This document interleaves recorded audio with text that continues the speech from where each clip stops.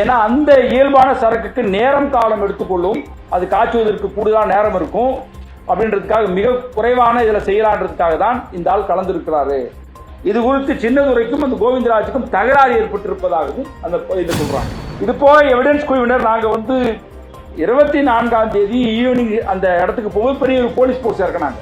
நீங்கள் உள்ள வரக்கூடாது, இங்கே என்னத்துக்கு உள்ள வரக்கூடாதுன்னு என்ன சொல்றீங்கன்னு கேட்டாக்க, இல்ல டீன் கிட்ட பர்மிஷன் வாங்கணும் அப்படின்றாங்க. அப்புறம் டீன் தரப்புல என்ன சொல்றாங்கன்னா, இல்ல இது கலெக்டர் நோட்ஸ் போட்டு கொடுத்துருக்காரு. இப்போ கலெக்டரை கேட்டாக்க, இல்ல சென்னையில இருந்து நோட்ஸ் போட்டு கொடுத்துருக்காங்க, எவிடன்ஸ் மட்டும் உள்ள வரக்கூடாது. இந்த மரணங்கள் ஐசியூல யாரையுமே எந்த ஜேர்னலிஸ்டும் உள்ள விடுறது இல்லை. அவங்க இந்த சிபிசிஐடி விசாரணை கண்துடைப்பு. சிபிசிஐடி யாரு? தமிழ்நாடு அரசுக்கு கீழே வர்றது. அவங்க என்ன சொல்லுவாங்க, கள்ளச்சாராயம் வித்தான் இப்படி விற்கப்பட்டது அப்படின்னு கண்டுபிடிக்க முடியும். சிபிசிஐடி போலீஸுக்கும் கள்ளச்சாராய கும்பலுக்கும் உள்ள தொடர்பை சொல்ல மாட்டார்கள்.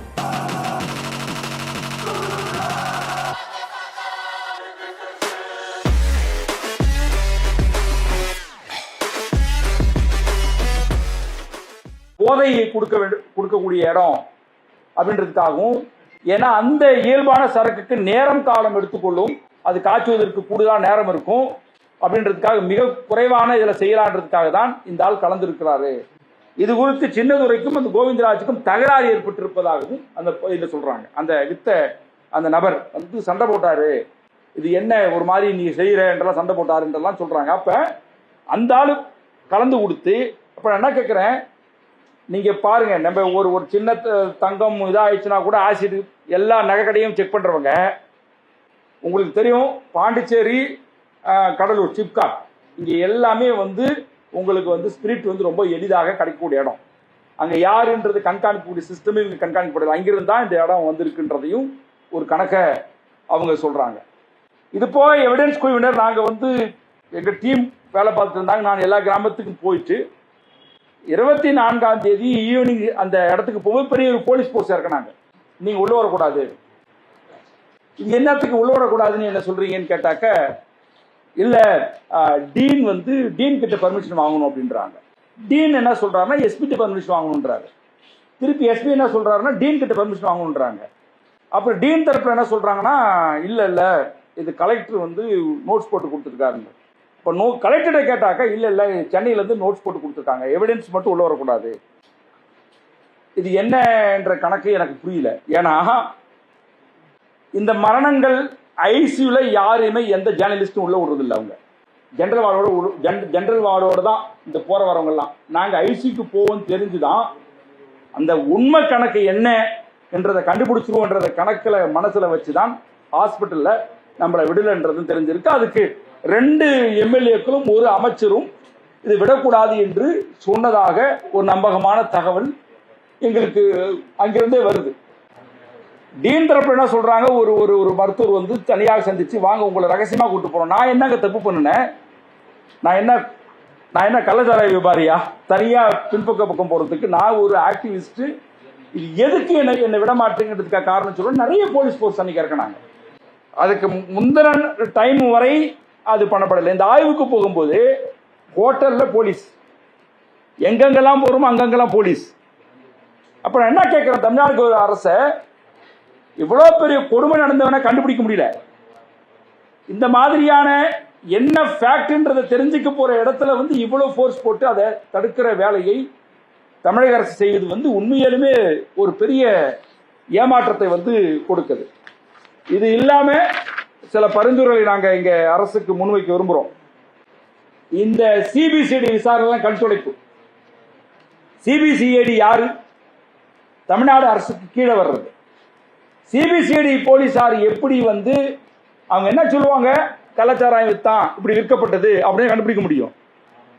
சிபிசிஐடி போலீஸுக்கும் கள்ளச்சாராய கும்பலுக்கும் உள்ள தொடர்பை சொல்ல மாட்டார்கள். நான் சொல்றேன். ஏன்னா போலீஸ் வருகிற போது ஸ்டேட் ஒவ்வொரு துறையும் இன்னொரு துறையும் காட்டி கொடுக்க மாட்டாங்க. அப்ப சிபிஐ விசாரிச்சாங்கன்னா இன்னைக்கு சிபிஐயும் மத்திய அரசாங்கத்துடைய கைப்பாதையா மாறி போச்சு. நம்ப முடியல. அப்ப நான் என்ன சொல்றேன், உச்சநீதிமன்றமோ உயர்நீதிமன்றமோ சோமோட்டோ எடுத்து அவங்க ஒரு கமிட்டி போட்டு இது விசாரணை பண்ணணும்ன்ற. நான் ஏன்னாக்கா இதுக்கான மாடல் இருக்கு. வீரப்பன் தேடுதல் வேட்டையில NHRC national human rights commission, Sadashiva commission போட்டாங்க.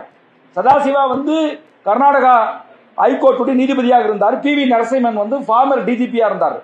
ரெண்டு பேரையுமே இணைத்து நீங்க ஒரு விசாரணை கமிஷனை போட்டாங்க. அதே போன்று உச்ச நீதிமன்றம், உயர் நீதிமன்றம் இந்த கள்ளச்சாராய மரணங்கள் குறித்து ஒரு டீடைல்டு இன்வெஸ்டிகேஷன் தேவை. இதனுடைய பின்னணி என்ன, அரசியல் தொடர்புகள் என்ன, அதிகாரிகள் தொடர்புகள் என்ன, மக்களுடைய பொருளாதார கண்டிஷன் என்ன, இது நான் வெறும் குற்றச்சாட்டு வைக்கிறதுக்காக மட்டும் சொல்ல விரும்பல. அவங்களுடைய வாழ்க்கை மேம்படுத்துறதுக்கு என்ன செய்யலாம்? நான் கேட்கிறேன், 45,865 கோடி டாஸ்மாக்ல எத்தனை துறை பட்ஜெட் தெரியுங்களா? 4,500 தான், 4,500 கோடி தான் ஆயுதாளர் டிபார்ட்மெண்ட் பட்ஜெட். சாராய விற்பனை எவ்வளவு தெரியுங்களா? ஆயுதாளர் நலத்துறைக்கு போடப்பட்ட பட்ஜெட்டோட 10 மடங்கு. ஆயுதாளர் நலத்துறைக்கு ஒதுக்கப்படுகிற நிதியிலிருந்து 10 மடங்கு நிதி தான் தமிழ்நாட்டினுடைய டாஸ்மாக் விற்பனையினுடைய மொத்த விற்பனை.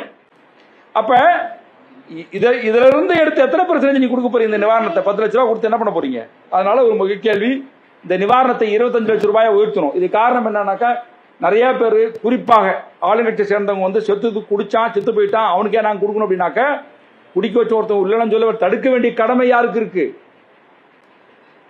பிரிவென்ட் மெக்கானிசம் இருக்குல்ல, ஸ்டேட். அதுக்காக தான் இந்த நிவாரணத்தை கூட கொடுக்கணும்னு சொல்றோம். அதே மாதிரி அவங்களுக்கான நிறைய வயதானவங்க இறந்து போன 60 வயசு இருக்காங்க, மனைவிமார்கள் இருக்காங்க, அவங்க என்ன பண்றதுன்னு தெரியல. அந்த மாதிரியான வயதான பெண்களுக்கு, வேலை வாய்ப்பு இல்லாம இருக்கக்கூடிய வயதான பெண்களுக்கு பென்ஷன் கொடுக்கிற திட்டத்திலையும் ஒரு 10,000 ரூபாய் பெர் மந்த் கொடுக்குற மாதிரி இருக்கணும். குழந்தைகளுக்கு கவுன்சிலிங் ரொம்ப ரொம்ப இம்பார்ட்டன்ட். நிறைய குழந்தைகள் அப்பா அம்மா இல்லாம ரொம்ப அவதிப்படுறாங்க. அவங்களுக்கான கவுன்சிலிங் இன்னும் ஆரம்பிக்கப்படல. இந்த நிதியை கூட உதயநிதி ஸ்டாலினை வச்சு தான் கொடுத்துருக்காங்க. அவரை வரவழைச்சு ஒரு ஸ்கூல்ல வச்சு கொடுத்துருக்காங்க. நான் என்ன கேட்கிறேன், ஏன் இதுக்கு வந்து ஒரு சீனியர் அமைச்சர் இல்லையா, அந்த பகுதியை சேர்ந்த அமைச்சர்கள் இல்லையா, ஸ்போர்ட்ஸ் மினிஸ்டருக்கும் கள்ளச்சாராயத்துக்கான 10 லட்ச ரூபாய் கொடுத்ததுக்கும் என்ன சம்பந்தம் என்பதை சிவில் சமூகத்தில் நம்ம கேள்வி எழுப்பி வைக்கணும். எல்லாத்துக்கும் ஏதாவது கொடுத்துட முடியுமா? டிபார்ட்மெண்ட் வேற வேறையா இருக்குல்ல, இல்லை சமூக நலத்துறை அமைச்சர்கிட்ட கொடுத்து இது கொடுக்க வச்சிருக்கலாம், இல்லை ஆயுதாளர் நலத்துறை அமைச்சர்கிட்ட கொடுத்து இது கொடுக்க வச்சிருக்கலாம். இதையும் நாங்கள் விமர்சன பார்வையோடு தான் இதை நாங்கள் பார்க்குறோம். அதே மாதிரி இந்த குழந்தைகளுக்கு 5,000 ரூபாய் இந்த எஜுகேஷன் அசிஸ்டன்ஸ் கொடுக்குறாங்க. இது வந்து 10,000 ரூபாய் உயர்த்தணுன்றதையும் சொல்கிறோம். இது போக அனைத்து ஊராட்சியிலும் பேரூராட்சியிலையும் அவங்களுக்கான ஒரு பயிற்சி கொடுத்து எங்கெங்க கள்ளச்சாராயம் குறித்த கண்காணித்து கொடுத்து மினிட்ஸ் போடணும். ஒவ்வொரு பஞ்சாயத்தில் எங்கெங்க பஞ்சாயத்தில் இதெல்லாம் இருக்கான்றதை அவங்க வந்து ஒரு மானிட்டரிங் சிஸ்டம் பண்ணுவதற்கான வேலைகளையும் அவங்க செய்யணும். இது போக SC வன்கொடுமை தடுப்பு சட்டத்தின் கீழ் பதிவு செய்து கூடுதலாக 12 லட்சம் கொலை வழக்கில் 3 to 5 SC கேஸ்ல வர்ற அந்த காம்பன்சேஷன் தொகையை பட்டியல் சாதி மக்கள் இறந்து போயிருந்தாங்கன்னா அவங்களுக்கும் கொடுக்கணுன்றத முக்கிய பரிந்துரையாக நாங்கள் முன்வைக்க விரும்புகிறோம். இல்லை, நடக்காம இருக்கிறதுக்கு அதுதான் நம்ம தமிழ்நாடு முழுவதும் இந்த கள்ளச்சாராய தடுப்பு ஒழிப்பு சம்பந்தமான ஒரு ஸ்பெஷல் கமிட்டியை ஃபார்ம் பண்ணி அதில் ஜேர்னலிஸ்ட் இருக்கலாம், ஆக்டிவிஸ்ட் இருக்கலாம், லாயர்ஸ் இருக்கலாம், அந்த மாதிரியான குழுவை வந்து இது பண்ணி கண்காணிக்கிற ஒரு பணியினை வந்து அவங்க செய்யணும். ரெண்டாவது, ஒரு ஒயிட் ரிப்போர்ட் தயாரிக்கணும். உண்மையாலுமே இது வந்து காவல்துறை, நிர்வாகத்துறை, உள்ளூர் இருக்கக்கூடிய பொலிட்டிஷியனுக்கு இருக்கக்கூடிய கனெக்ஷன் என்ன என்பதை நீங்க கண்டுபிடிக்கணும். இதெல்லாம் வெளியே வரலன்ற நடவடிக்கை என்பது என்ன? அது வித்தவன் மேல FIR போட்டு நடவடிக்கை கிடையாது. ரூட்டை கண்டுபிடிச்சோமா, அதுக்கான காரணமானவர்களை கண்டுபிடிச்சோமா அப்படின்னா அது இதுவரை இல்லை. இப்ப இதுவரை 15 FIR நாங்கள் கலெக்ட் பண்ணியிருக்கோம். மேல இருக்கலாம், நாங்கள் கலெக்ட் பண்ணி வச்சிருக்கிறது 15 FIR இருக்கு, என் கையில் இருக்குது 15 இருக்கு. இன்னும் கூடுதலான சில FIR இருக்கலாம். இதுக்கு பிறகு அங்க வித்தா இங்க வித்தான்னு சொல்லி சில பேரை போட்டிருக்காங்க. இது முழுமையான கணக்கு இல்லைன்ற நான். ஸோ டீடைல்டான ஒரு இன்வெஸ்டிகேஷன் ரொம்ப ரொம்ப தேவை, ரொம்ப தேவை. இது நீங்க வந்து ஒரு 1/2 கிலோமீட்டர் தொலைவில் விற்கிறாங்க அப்படின்னா நீங்க நல்ல இது அவங்க சொல்றாங்க நாங்க ஆக்ஷன் எடுத்துட்டோம் அப்படின்னு சொல்றாங்க. இதுவரை இருந்த கேப், இதுவரை இருந்த பிரச்சனைகள், இதுவரை இருந்த இடைவெளிகள், தோல்விகள், இதுல இருந்து என்ன லெசன் கத்துக்கிட்டாங்கன்றத ஸ்டேட் கவர்மெண்ட் ஒரு பெரிய கலந்தாய்வு கூட்டத்தை நடத்தி ஒரு ஆய்வுபூர்வமாக இதில் நிறைய பேர் கருத்துக்கள் நடத்தணும். நிறைய நபர்களுக்கு கள்ளச்சாரம் எப்படி விற்கப்படுது, எங்க கிடைக்குதுன்னு தெரியுது. அரசாங்கத்துக்கு தான் தெரியல, மக்களுக்கு எல்லாத்துக்கும் தெரியுது. மதுரையில கஞ்சா இல்லாத கிராமங்கள் இருக்கா? நீ இருக்குன்னு சொல்லுங்க, இல்லைன்னு சொல்லுங்க. ஆபரேஷன் கஞ்சான்னு சொல்லிட்டு சைலேந்திர பாபு தலைமையில ஒரு ஒரு ஏதோ போட்டாங்க, என்னாச்சு? போட்டு 2 வருஷம் ஆச்சு. மூளைக்கு மூளை கஞ்சா விற்கிறானா இல்லையா? கள்ளச்சாராயம் ஒழிச்சுட்டுன்றாங்க, கேன் கிடைக்குது.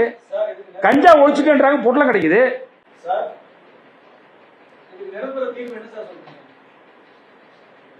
நிரந்தர தீர்வுங்க. ஒரு பக்கம் இன்னைக்கு பூரண மதுவிலக்கு என்கிற ஒரு திட்டம் கொண்டு வராங்க. அது எந்த அளவுக்கு ரியலிஸ்டிக்கா இருக்கும்னு தெரியல, நான் பார்க்கிறேன். நான் என்ன சொல்ல வரேன் அப்படின்னா, இதுக்கு நிறைய விழிப்புணர்வு தேவை, நிறைய விழிப்புணர்வு தேவை. அது ஏழை எளிய மக்கள் மத்தியில் இருக்கக்கூடிய மறுவாழ்வு மையங்கள், கவுன்சிலிங் சென்டர், குடிப்பு பத்தின உடல் பாதிப்பு குறித்த ஒரு பெரிய ரிசர்ச்சு, இது எல்லாமே தேவை. இப்போ நீங்கள் போய் குடிக்கிறவங்க வாங்க சொல்ல முடியும், ஆட்டோமேட்டிக்காக செஞ்சு பாருங்கன்ற. நான் எந்தெந்த பகுதியெல்லாம் நம்ம நீ சொல்கிறோம்ல அட்ராசிட்டி ப்ரோன் ஜோன் ஏரியான்னு கண்டுபிடிக்கிறோம் பாருங்க.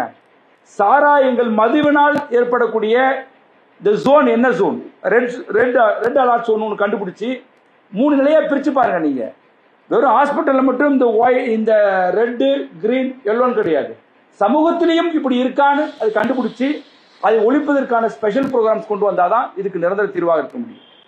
எங்கள்கிட்ட சொன்னவர் என்ன சொல்றாருன்னா, எனக்கு தெரிஞ்சு 200 பேர் ஒருத்தர் சொல்றாரு, எனக்கு தெரிஞ்சு 200 பேர் இருக்கும் சார் அப்படின்றாரு.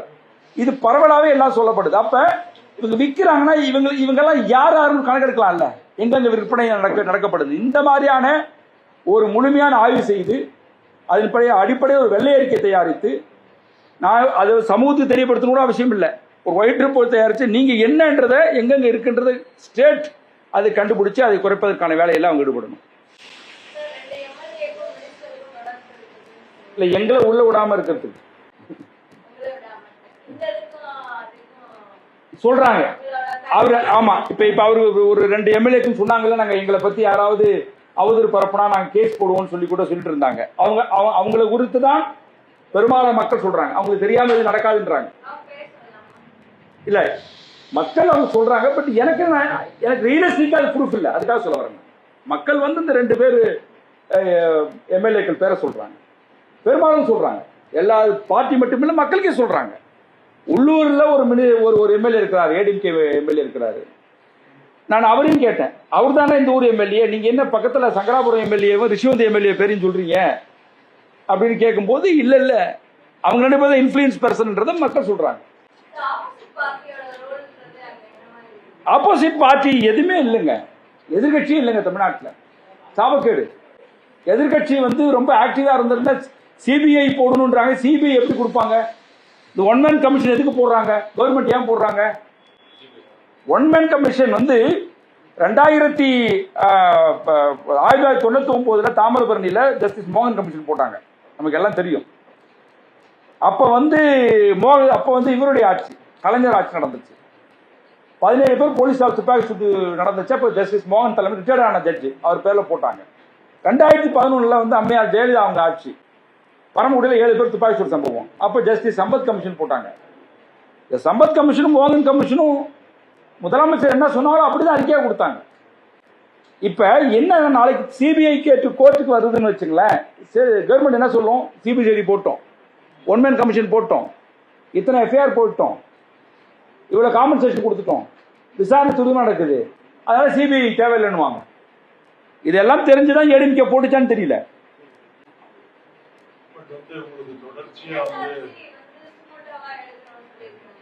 என்ன சார்ஜ் வரும் இல்லைங்களா? இது எவ்வளவு பெரிய கவர்மெண்ட்.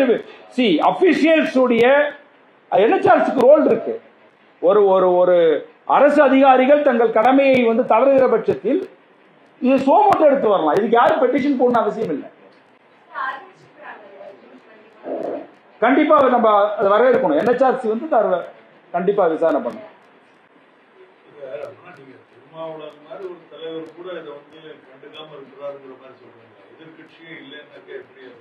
இல்ல, விடுதலை சிறுத்தைகள் தலைவர் திருமாவளவன் அவர்கள் அதை கண்டம் பண்ணி பெரிய அறிக்கை கொடுத்திருக்கிறார். ரொம்ப ஸ்ட்ராங்கான கண்டம் பண்ணி தான் அறிக்கையும் கொடுத்திருக்கிறார். அவரு போய் ஒவ்வொரு வீடா பார்த்திருக்கிறாரு.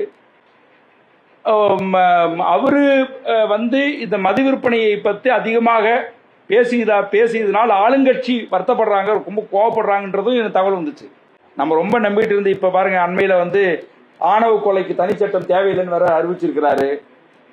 மதுரையில ஒரு பையன் தலை தனியா முண்டன் தனியா வெட்டி கொலை பண்ணப்பட்டிருக்கான். 2மே பட்டியல் சாதிக்குள்ள நடந்திருக்கு. இந்த கொலை பட்டியல் சாதி 2 பிரிவுக்குள்ள நடந்திருக்கு. ஆனாலும் இப்ப இதுக்குதான் நாங்க வந்து அந்த ஆணவ கொலை தனிச்சட்டம் கேட்கிறோம். இப்ப SC ஆக்ட்ல போட முடியாது, இந்த கேஸ் நடத்த முடியாது. அப்ப அவங்க என்ன சொல்றாங்க, இவ்வளவு தூரம் எஃபர்ட்டை வந்து அவங்க தான் சொன்னாங்க, நாங்க ஆட்சிக்கு வந்து ஆணவ கொலை தனிச்சட்டம் கொண்டு வருவோம், நீட்டு ஒழிச்சிருவாங்க. இன்னைக்கு அதே ஆட்சிக்கு வந்த பிறகு இது தனிச்சு தேவையில்லை என்கிற ஒரு நிலை தான் இருக்கு. கடுமையான அதிருப்தி வந்து இருக்கு. கண்டிப்பாக இந்த மாதிரியான நிலையில அவரு குறிப்பாக இது ஒரு லா அண்ட் ஆர்டர் இஷ்யூவா நான் பார்க்கல. நான் இது ரொம்ப பணிவன்போட சொல்லிக்கிறது என்ன அப்படின்னா, முதலமைச்சர் போயிருக்கணும், இது வேற போகல.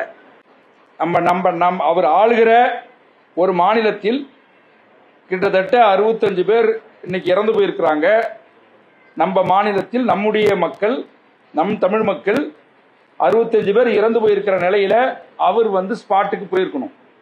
அரசியலுக்காக டெல்லிக்கு போக முடியுதில்ல. ஏன் நம்ம மக்கள் பாதிக்கப்படும் போது ஏன் அந்த அந்த அந்த காலனிக்கு போக முடியலன்றதான் என்னுடைய கேள்வி. இது எல்லாத்தையும் சேர்த்து கேட்கிறேன். அவரை மட்டும் நான் கேட்கல, மத்திய அரசாங்கத்தையும் சேர்த்து தான் கேட்கிறேன். மத்திய அரசாங்கத்துக்கு ரோல் இருக்குல்ல, இது வந்து ஒரு பார்வையிட்டு இருக்கணும். இல்லை, நான் வந்து கட்சியா சொல்ல வரல, ஒன்றிய அரசு மாநில அரசு 2 அரசுகளும் சேர்த்து சொல்றேன். அதனால நான் கேட்டேன், சிஎம் வந்து எல்லாமே சட்டசபையிலும் பேசியிருக்காங்க, தயவு செஞ்சு பொலிட்டிசைஸ் பண்ணாதீங்கன்னு சொல்லியிருக்காங்க. இந்த மாதிரியான ஒரு கிரைசிஸ் நடந்து போச்சு, அதுக்கு மேல் நடவடிக்கை என்னங்கிறதெல்லாம் எடுத்துருக்கோங்கிறது சொன்னதுக்கு பிறகும் இது பொலிட்டிசைஸ் கிடையாது. இது மிகப்பெரிய அந்த பிழையை வந்து யார் சுட்டி காட்டுவது? 65 பேர் மரணத்துக்கு வந்து அங்க இருக்கக்கூடிய அரசு அதிகாரிகளுடைய மெத்தன போக்கு இல்லைன்னு மறுத்துற முடியும். முதலமைச்சர் மறுத்திருக்கிறாரா? இது எங்களுக்கும் இந்த மரணத்துக்கும் காவல்துறைக்கு எந்த சம்பந்தம் இல்லைன்னு அவரை வெளியிட சொல்லுங்க, அறிக்கை வெளியிட சொல்லுங்க. இல்லை எங்களுக்கும் மாவட்ட நிர்வாகத்துக்கும் இல்லை எங்களுக்கும் எங்களுடைய அதிகாரத்துக்கு அந்த சம்பந்தம் இல்லைன்னு வெளியிட சொல்லுங்க. அப்ப அது கேள்வி எழுப்புதானே.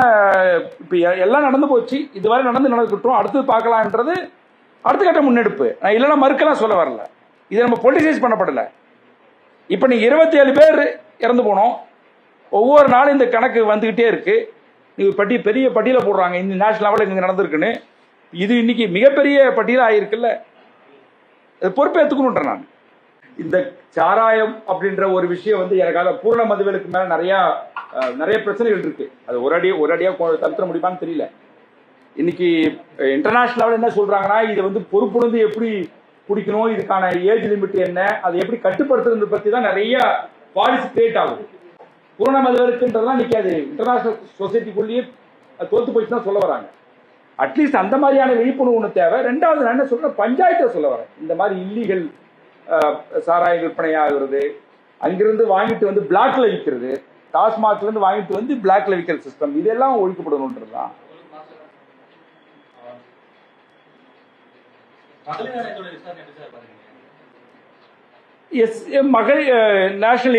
நேஷனல் விமன் கமிஷன் இல்ல பெண்கள் இறந்து போயிருக்காங்க, அதனால அவங்க போயிருக்கிறாங்க.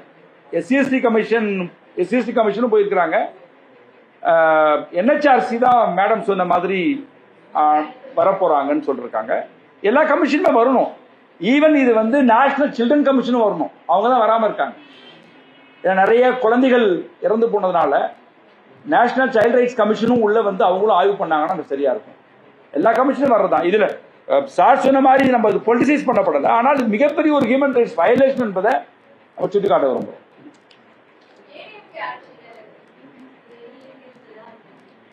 ஏடிஎம்கே அவங்க மக்களே சொல்றாங்க, ஏடிஎம்கே ஆட்சியில வந்து காட்டுல வித்தாங்க, திமுக ஆட்சியில வீட்டுல விற்கிறாங்கன்றாங்க. இது மக்கள் கலோக்கிற சொன்ன வார்த்தை. அவர் தொலைவில் போய் வித்தாராம், அவரு இங்க வீட்டுல விற்க முடியல, கொஞ்சம் தூரம் போய் வித்தாரு. வித்ததுதான். அதான் நான் சொன்னேன், இல்லம் தேடி சாராயம் அளவுக்கு கலாச்சாரம் மாறி இருக்குன்னு சொல்லியிருக்கேன் பாருங்க. வீடு வந்து அதனால ஆமா எளிமையான முறையில் வந்திருக்கு. ஆமா இங்க நீங்க அந்த சாலை சார் ஒவ்வொரு நீங்க பாத்தீங்கன்னா இதுல காஸ்ட் எப்படி ரோல் பிளே பண்ணுதுன்னு ஆச்சரியப்பட்டுருவீங்க. தலித் குடியிருப்புல அது விற்கிறவன் ஒரு தலித்து, காட்டு நாயக்கர் குடியிருப்புல விற்கிறவன் ஒரு காட்டு நாயக்கர், வன்னியர் குடியிருப்புல விற்கிறவன் ஒரு வன்னியர். இந்த சாதிய கட்டமைப்பு இருக்கிற மாதிரியே தான் அந்த விற்கிறவனும் அங்க இருக்கிறான். அப்படின்ற பிரிச்சு பார்த்து விற்கிற இது நடக்குது. குழந்தைங்களாம் பாவம் சார், 28 குழந்தைங்க, 11 குழந்தைகள் வந்து எல்லாமே பெண் குழந்தைங்க. அப்பா அம்மா இல்லாமல் நிறைய குழந்தைகள் இருக்காங்க. அவங்க கவுன்சிலிங் இன்னும் ஆரம்பிக்கவே இல்லை.